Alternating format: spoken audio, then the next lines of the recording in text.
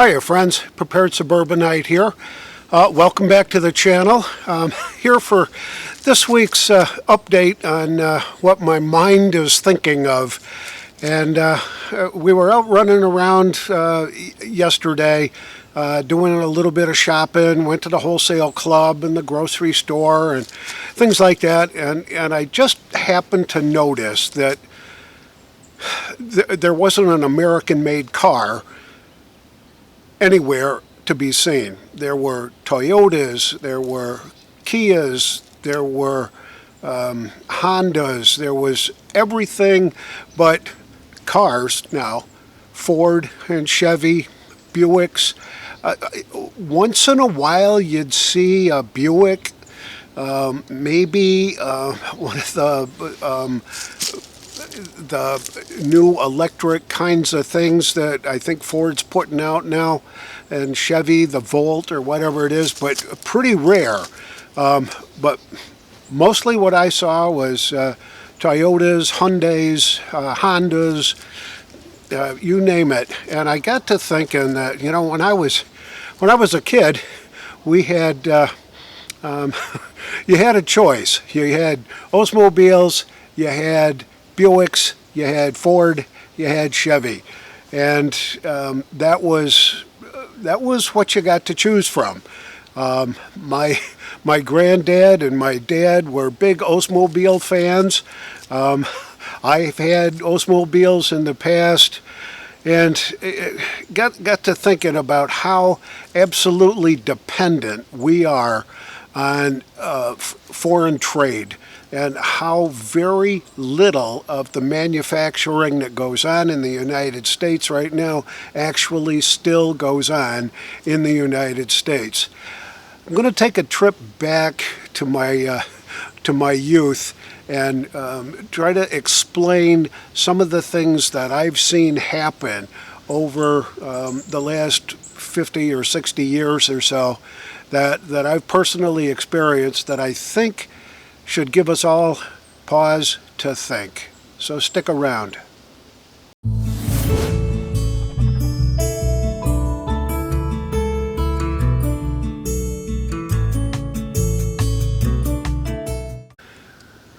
So I grew up in a small town in upstate New York, small city in upstate New York. I think at the time we may have been around 40 or 45,000 in total population, and maybe close to 100,000 in the whole county. So it was kind of small in retrospect. It's actually quite a bit smaller now than it was then. And I'm talking the 50s and the 60s, and possibly even a little bit in the early 70s. As I think back on what I saw, and I'm going to call this this video "The Lost Industrial Economy," and how it hit my little hometown back in upstate New York. I can remember as a youngster, teenager, I guess, is basically when I really started sort of paying attention to what was going on. In a small little burg just north of us, there was a number of manufacturing plants. There was a Westinghouse plant that made TV tubes and all kinds of electronic equipment and components and electrical components, stuff like that. There was the Ann Page food processing plant, excuse me, that processed basically generic brand foods for the great A&P tea company, the A&P food markets, if you remember back in the day. They were, at the time that plant was built in 1965, it was, I think, the world's largest prefabricated concrete building in the world. It covered 33 acres. And they processed all kinds of food in there, from soups to baked beans to dry goods, you name it. And it was all done for the great A&P food market brands, which they called Ann Page. Just down the road a bit from there was the Eclipse Bendix plant. And they made brakes and starters and aviation component equipment, stuff like that, they did in their shop. They're most notable for the Bendix brakes that I think we all had on our bicycles when we were kids. But that was there. They employed a bunch of people. Down the road a bit from there was the Hilliard Corporation, and they made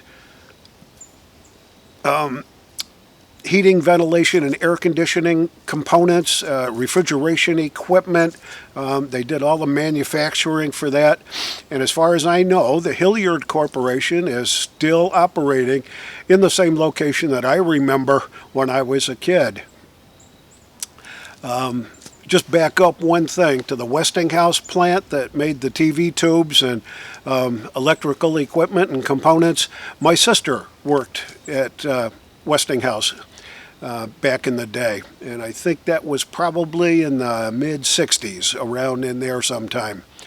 Down the road a piece from the Hilliard Corporation was Harding's Brothers. Harding's was still is, a metal cutting, material cutting, and tool manufacturer. They're still there. My uncle worked there for years and years and years. A really solid community-based company. Really did a good job. Have got a stellar reputation around the world as one of the premier metal cutting and tool makers around. So I can remember that, and I think I may have played on their Little League sponsored baseball team when I was a kid. So after that, down the road a piece was Thatcher Glass. And Thatcher Glass had been a staple in my hometown for years and years. Back from like the 1920s or thereabouts, they made glass bottles, milk bottles, beer bottles, prune juice bottles, A1 steak sauce bottles, ketchup bottles, you name it. They're now known as Anchor Glass, and I think they still have a presence in my hometown doing something related to glass type manufacturing. I worked there back in probably 1970, 71, somewhere around in there. My first introduction to factory work in between semesters going to college. I got a job there as a box piler. So the glass bottles would get made, they'd drop them into a cardboard box, and my job was to stack the boxes on a pallet. 8-hour shifts, working swing shift. Tough work, but once you figured out the patterns and once you figured out how to get the job done, really wasn't too awful bad. But I can remember, and this was one of the early lessons that I learned about the importance of going to school and having an education, was out there sweating. And believe me, a glass factory is hot. The Lears that melt the glass and all that just heat everywhere. And even in January, it's hotter than the dickens in there. And I can remember sweating up a storm, soaking wet T-shirts and all that. And then when I was working day shifts, I'd see the college-educated crew coming down from upstairs doing quality control, the accountant guys. They all showed up with starched white shirts and ties, and sport coats, and they were checking inventory. They were doing time and motion studies, all that kind of stuff.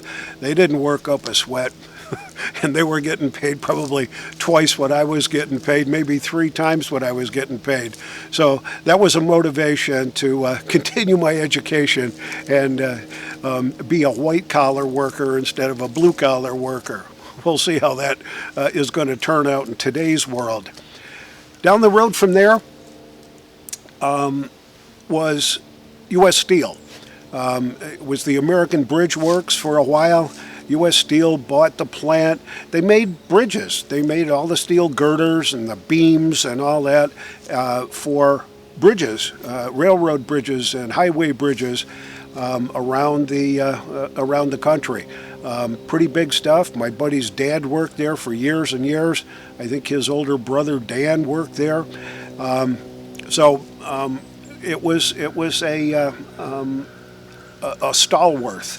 You could always count on U.S. Steel being there, and I don't think it's there anymore. Cross the bridge and across the river, you get to the south side, and you see American LaFrance. American LaFrance was probably the premier fire truck, fire equipment manufacturer in the country. They made some of the most beautiful fire trucks, you name it, pumpers and ladder trucks, all kinds of stuff. And the story has it, I can't prove this, but my grandfather worked at American LaFrance and did gold leaf application, you know, the fanciness around the wheel wells and the doors and the windows. He was a gold leaf applicator. Surprisingly enough, my wife's grandfather also was a gold leaf applicator, and we think it was at American LaFrance for a brief period of time. So I think our grandfathers may have known each other, which is really kind of a cool thing about living in a small town. American LaFrance, my brother-in-law even worked there recently. Well, in the 70s, I think he was working there.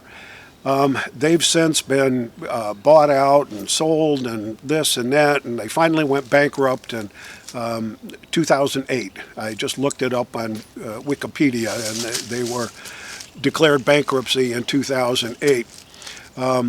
Across town, there was a company called Ward LaFrance, and I believe that the LaFrance family was actually owners of both, but though the two companies were not affiliated with each other.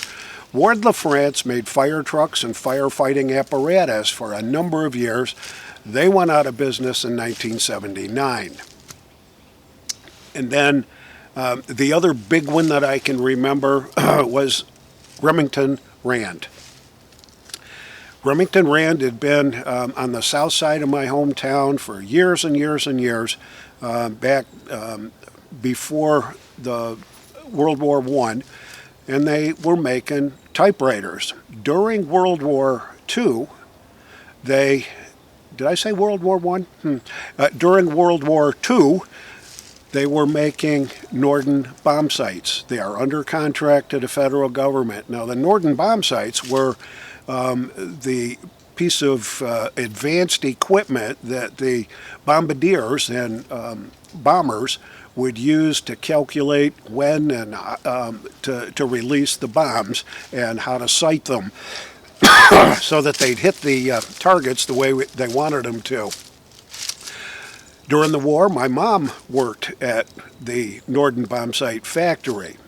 They also made the Colt M1911A1 45 caliber pistol under contract to the U.S. government for the deployment to the U.S. Army. After the war, they continued making typewriters. My wife's brother worked there making typewriters, the manual kind, you know, that you had to actually push really hard on the buttons to make them go. And then they got a contract to build components of the UNIVAC computers. So they did quite a lot of stuff in that factory. Now, the reason that I go through all this is, and I haven't been back to my hometown in years, but be that as it may, very few remnants of all these great companies remain in my hometown. As I said earlier, there was probably 45,000 people in my hometown and maybe pushing 100,000 in the whole county. Not even close to that now. I think my hometown is probably somewhere around 30 to 33,000, and the county's population has dropped into the maybe 80,000 range or so, because people just, there was no opportunities there. I can remember when I was working as a stock clerk in the local supermarket back in 1968, when things really started taking a turn. There were big labor union strikes at a lot of the companies around. Remington Rand, at Westinghouse, at Bendix, the Eclipse plant. And there was a lot of labor strife, a lot of union activity. Remington Rand put their foot down and said, we're not going to negotiate, nothing's going to happen. And they basically ended up closing down the Remington Rand factory. And there was thousands of jobs in my little hometown that just, poof, disappeared. Same thing with the Ann Page plant up north in the next little town above us. They had big labor problems with the Teamsters Union and stuff like that. Lengthy strikes. They couldn't meet any of their manufacturing requirements or deadlines, and they slowly just faded out of, gone. And another couple thousand, 3,000 jobs disappeared. So by the time 1968 happened, when I first started feeling the impacts of what was going on in the labor market, in the industrial economy in my hometown, the whole place was pretty much unemployed.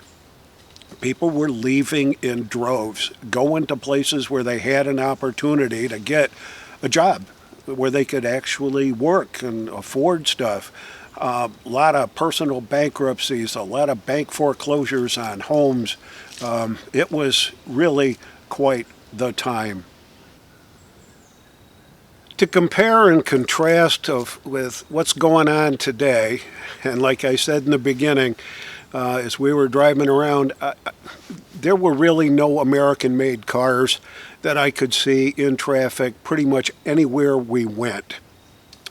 Saw a lot of Chevy pickup trucks, GM pickup trucks, Ford pickup trucks, but when you're talking about cars, they were all foreign made. And the dependency that I felt on folks that are outside our realm of control or our sphere of influence is pretty frightening. And as I think about what's going on at the border in Ukraine and Russia right now, where last I heard that we were reporting that there was upwards of 100,000 Russian troops stationed at the Ukraine border. That's pretty frightening. China's flexing its muscles right now with intercontinental missile testing and things like that, and it's pretty unsettling. I'm concerned that we don't have much to stand on, which is why I think being prepared for whatever's coming, and whatever's coming is going to be pretty big, we need to be super prepared for pretty much everything that you can possibly think of, whether it's a war, whether it's an EMP, whether it's the Yellowstone supervolcano going off, whether it's another type of pandemic or the continuation of this pandemic with some sort of weird variant that's going to be even more deadly than the one that we've got now. Could be just about anything. But if we're not prepared for it, and we don't have our homes in order, our food stuff, our food supplies in order, and enough to carry us through for, and I used to think that 2-3 months would be just fine, and then I thought, well, I better go to 6 months, and well, maybe a whole year, maybe more than a year, and maybe I should be prepping for more than just me and my wife, because I've got 2 daughters, their husbands. I got 4 grandkids that are really close by. Yep. So I remodified my prepping plan a few months ago, and we've basically doubled what we've got. And I'm still not 100% sure that we've got everything that we're going to need. Our dependency on foreign manufacturing, I think, has crippled us to the point where we are totally weak. We don't have much to stand on here. We used to be self-sufficient with regard to oil manufacturing, that kind of stuff. And with all the shutdowns, with all the extra regulations that the Brandon administration has put into place right now, we don't have much of a chance anymore.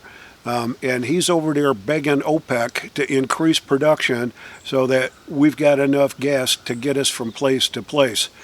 I don't believe that the current administration is attached to reality.